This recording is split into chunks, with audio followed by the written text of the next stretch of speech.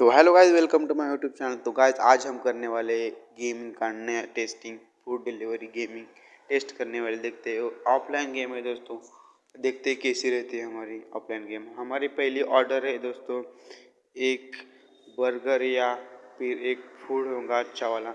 हमें यह लेके सीधा जाना है हमारे एक अच्छे वाले रेस्टोरेंट पे, इस कंपनी के रेस्टोरेंट पे जाना है, फूड कंपनी के रेस्टोरेंट्स में।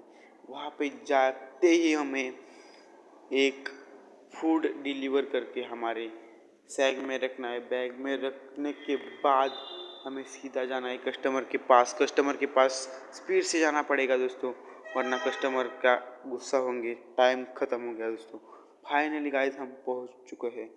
यहाँ से एक फूड पैकेट उठाकर इनको दे देते हैं। फाइनली गाइस आज का वीडियो कैसा लगा मुझे कमेंट में जल्दी बताओ। ऐसे नए नए ऑफलाइन गेम्स के लिए हमारे चैनल को सब्सक्राइब करना मत भूलना।